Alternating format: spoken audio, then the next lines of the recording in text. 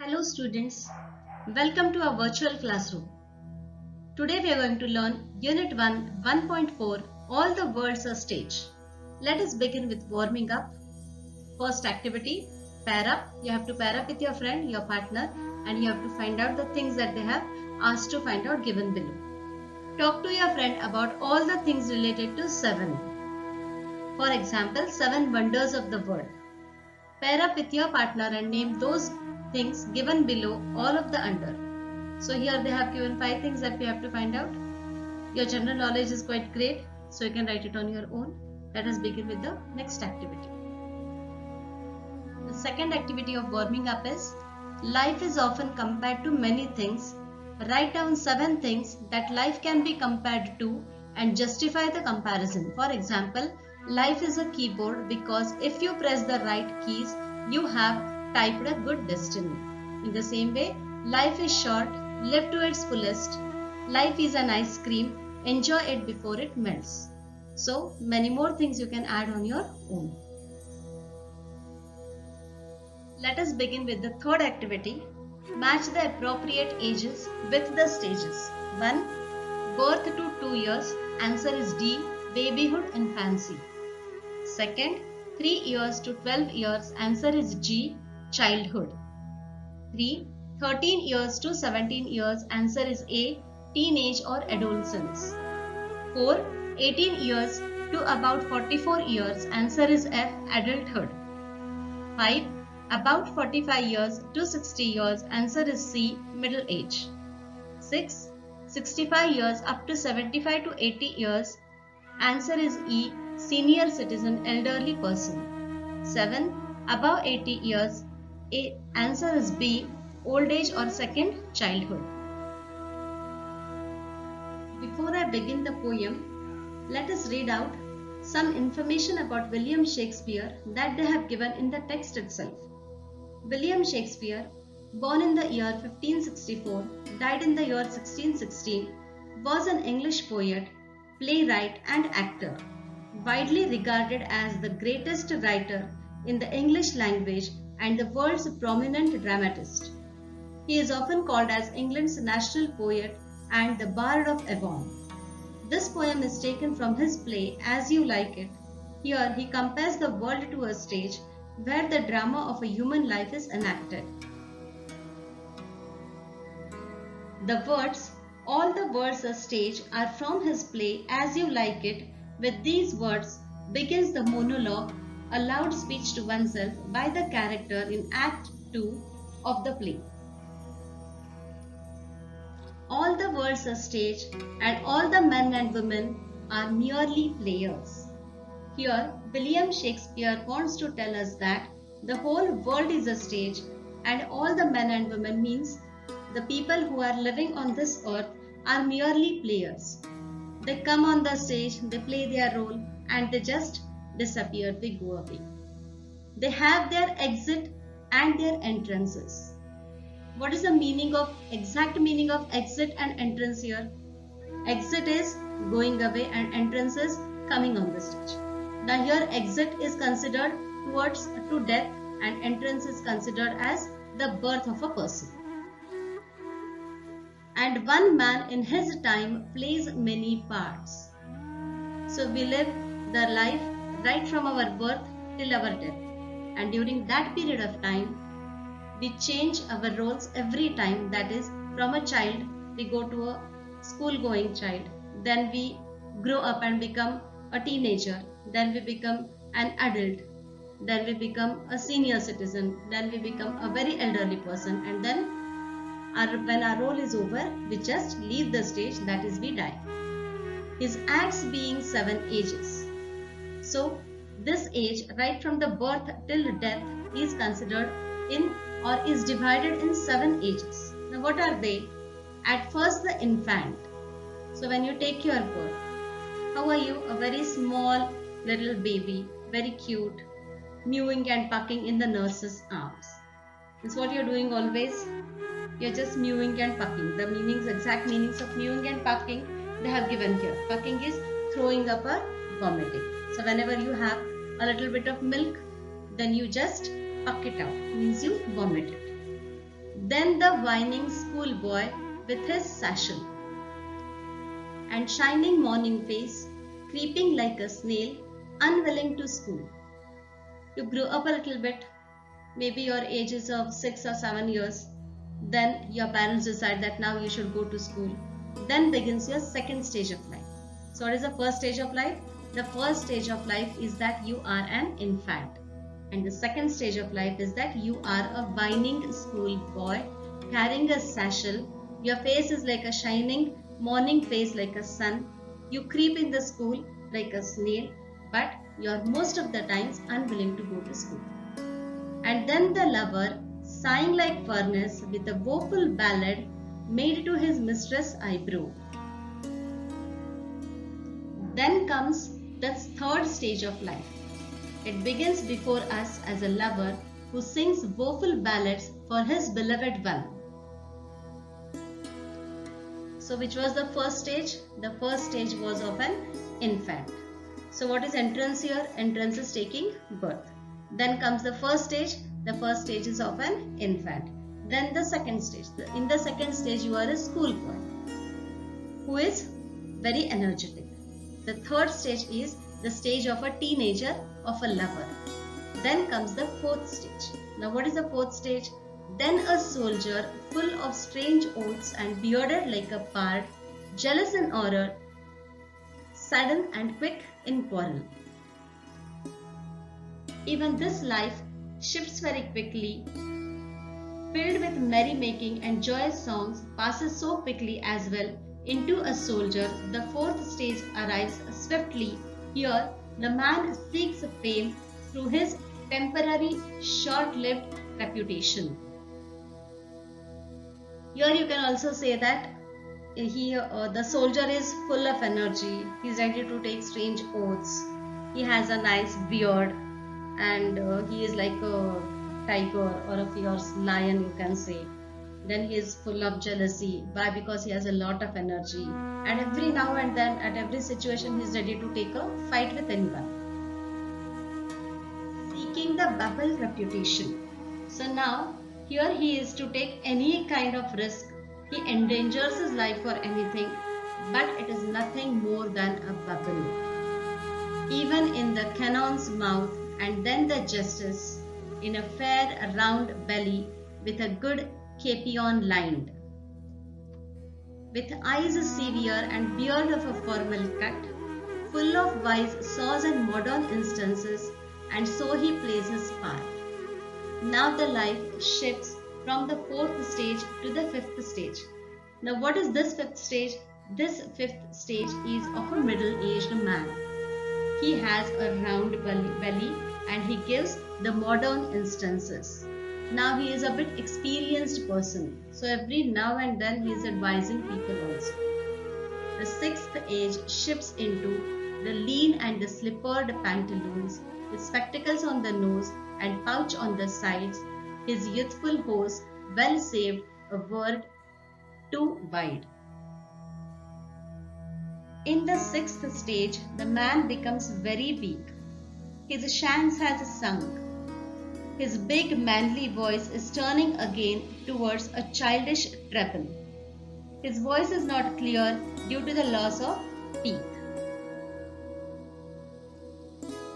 For his shank and his big manly voice turning again towards the childish treble, pipes and whistles in his sounds, last scene of all, the end of this strange eventful history, in the childishness and mere oblivion, sans teeth, sans eyes, sans taste, sans everything. Here it means that now the person is in the last stage of his life. So in the last stage, the condition of the man becomes very miserable. Now that he has grown old and weak, he has no relations, he has lost everything. Shakespeare wishes to make us realize that the short life we spend in this world is not worth if we have a close observation of it. Life is nothing more than a shadow, so spend it bravely and eagerly. So at the end, the poet has to say that sans teeth, sans eyes, sans taste, sans everything. Means he has lost almost everything. So here we can see that the first stage and the last stage are merely the same. In the first stage, you don't understand anything, you are unaware of the things. But if you see the last stage, you are aware of everything, but the things are not under your control. So this was a beautiful poem written by William Shakespeare. This is how William Shakespeare has explained the 7 stages of life. I hope you all have understood the poem very well. Let us move on to the question answer section. Let us see the questions based on the poetry. Questions on page number 24 and page number 25. So the first question is, what do exits and entrances refer to? Exits and entrances refer to birth and death. Why is reputation like a bubble? Reputation is like a bubble because it does not last long. What is the major difference noticed in the 5th and the 6th stage? The major difference between stage 5 and stage 6 is the change in the physical appearance of a man that goes from having a belly to becoming extremely thin, and he has a changed voice as well. Let us begin with English workshop. First one, read the words in the given clouds, match them with what they signify. Stage, G, life. Characters, F, roles played by human beings. Script, C, story of life. Dialogues, E, conversation. Entry, A, birth. Exit, D, death. Second, read the poem carefully and complete the following table. So whenever they ask you to read the poem or read the text, the student should read the text thoroughly. Let us begin. Ages of man, role and qualities, action. First, infant, mewing, barking. Second, schoolboy, whining, creeping like a snail. 3. Teenager or lover, sighing like a furnace, writing a woeful ballad. 4. Youth soldier, jealous in honor, willing to do anything for reputation. 5. Middle age or judge, severe eyes, formal beard, uses wise sayings. 6. Old age, lean, spectacles, whistle and voice. 7. Elderly person above 80 years of age, second childhood, sang everything. Third activity, write down in your own words the differences between the following stages of man's life. Second stage and fourth stage. There is a bit of similarity and difference in it. Now what is that you are going to tell? So second stage we can see that learns to take decisions, and fourth stage takes decisions independently. Third stage and fifth stage. Third stage is a lover stage and fifth stage is matured and full of experience. First stage and last stage. At the first stage the life begins unaware of the surroundings, and in the seventh stage aware of the surroundings but can't control, and life ends. Pick out the lines that contain imagery or picture created in the mind by using words to the following people. This is a student's activity. So you can find out the lines from the poem, or you can also write a few things when you just consider a schoolboy, a soldier, a judge, a senior citizen. Then what all are the things that come to your mind, you can write them. And the same related words are also given in the poem that you are going to write them down here. You will notice that there is no rhyme scheme in the poem.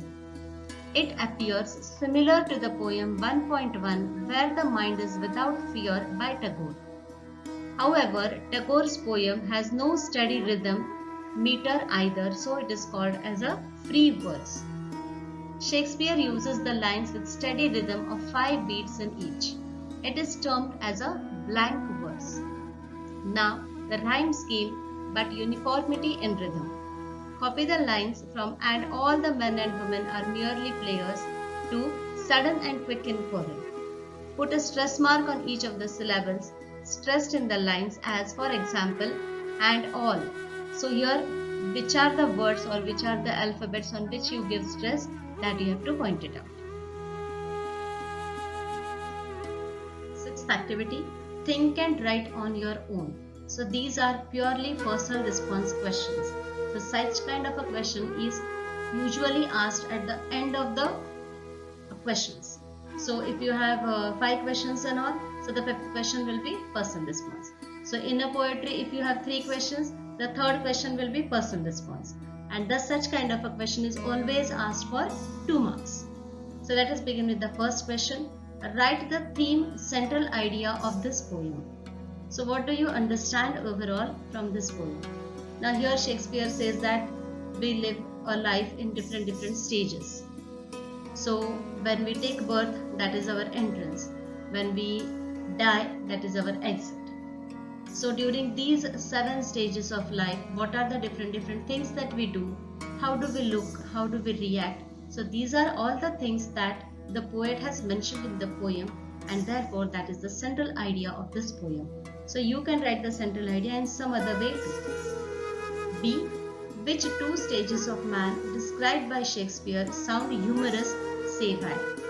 So now if you see here, the first stage and the last stage. The first stage is also a childhood stage, and the last stage is also the second childhood stage. So in the first stage you hardly understand anything, so you are always mewing and pucking, doing all the things in your bed. Even the second childhood is somewhat the same. The thing is that at that stage you understand the things, but you are helpless. So when he says sand teeth and sand everything, so that sounds very much interesting and humorous too. See, the last 7th stage of life sounds very sad and miserable. How can you make the old age also cheerful and happy?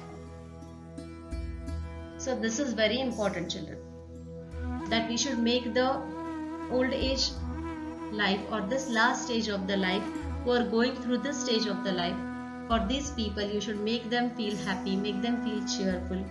Because what happens is, when you are in the 3rd stage, 4th stage, 5th stage, or even 6th stage of life, at that time you have lot many things to do. You can go anywhere you wish, you can do whatever you feel like doing.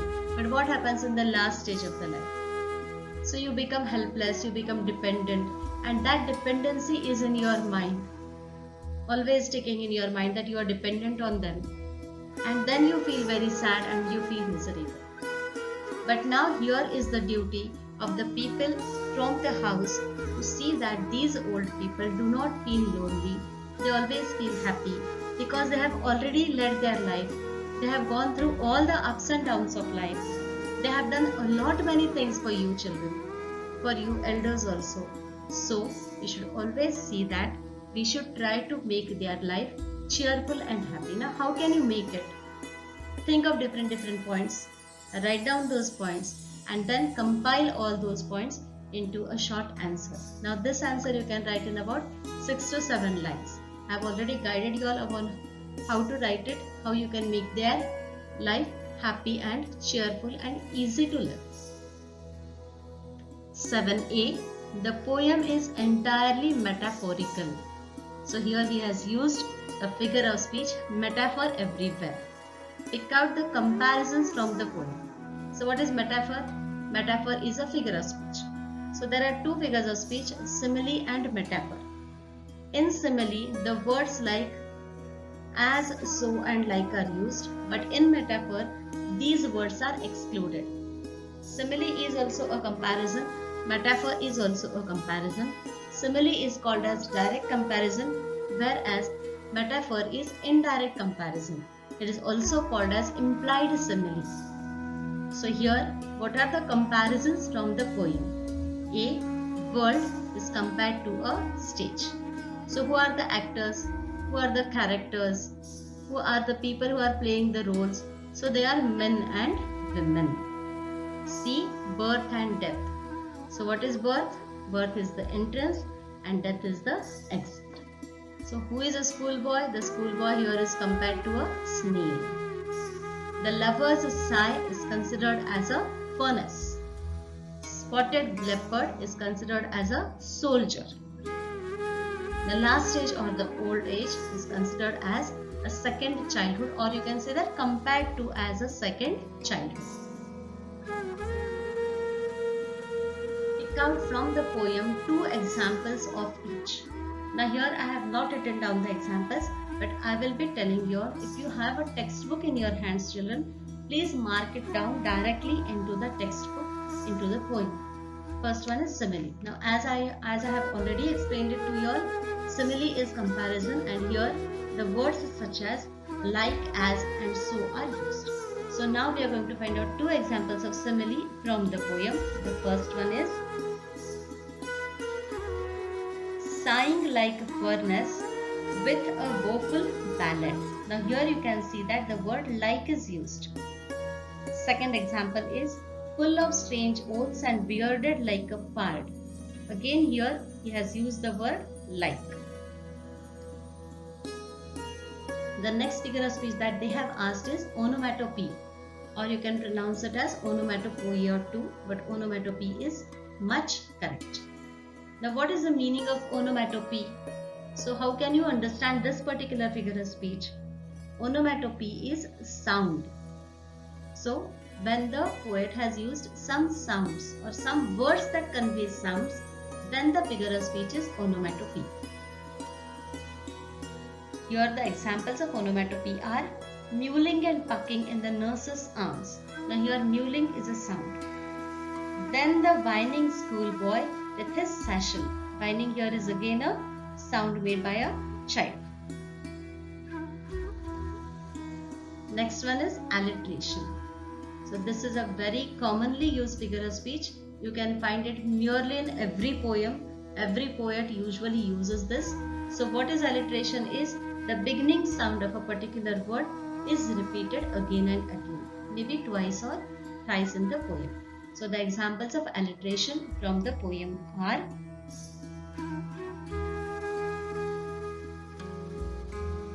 and all the men and women are merely players. So now here you can see that men and merely. The sound of me is repeated. For his shrunk shank and big manly voice. So here the sound of sh is repeated. Metaphor, as I have told you all, simile and metaphor are similar but with a difference. In simile we use words such as like, as, so. In metaphor we do not use such words. So simile is a direct comparison and metaphor is indirect comparison. It is also called as implied simile. So the whole poem we can say is an example of metaphor. Here I am going to tell you only 2 examples. First one is all the world's a stage, and the second example is and all the men and women are merely players. Next figure of speech is inversion. So what is inversion? Inversion is a figure of speech where the arrangement of the words used in the sentence is not in a proper order. Now for example, if I ask you a simple question, what is your name? What do you say? My name is Shilpa. So here I am telling you my name as an example. But if I have to say it in a poetry form, I want to give a beautiful rhythm to it, a rhyme to it, then what do I say? Shilpa is my name. So this is what is inversion. So the examples written in the poem of inversion are and one man plays many parts in his time. Second example is creeping like snail unwillingly to school. The last one is transferred epithet. What is epithet? Epithet is an adjective. Now here the adjective is used actually for one and it is written with something else. So it is called as transferred epithet. For example, the man walked on a weary way. Now weary way, how can a way or a path be weary or a tired? Here the adjective is actually used for the man. The man is weary, the man is tired, but instead of that the adjective is used with way and therefore it is called as transferred epithet. Now the examples of transferred epithet from the poem are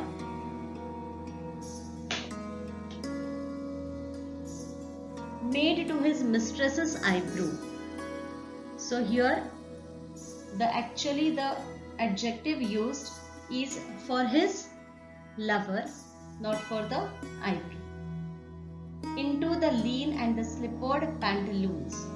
Now here the pantaloons are not lean and slippered, but the person who is wearing it is lean and slippered. I hope you all must have understood the figures of speech very well. So if you feel like listening it to again, you can pause the video, go behind and listen it again. Read the summary of the play As You Like It by William Shakespeare using the internet. Find out which character has narrated the above poem and on what occasion. Also make a list of all the characters of the play. So students activity, if you feel like reading, children go and read it. It is a wonderful thing that you can read. 9. Read the poem again and write the appreciation of the poem in paragraph format. Now here they have said as paragraph format. Now you can write it in a paragraph format, you can write it in a point format. So it depends upon how your school prefers you to write. So here what I am going to do is, I will share the link of my blog where you can read and also copy down the appreciation of the poem. So students, this was all about Unit 1 1.4 All the World's a Stage, written by William Shakespeare. I hope you all must have understood it very well. Thank you for watching the video. See you soon in my new video. Till then, bye-bye.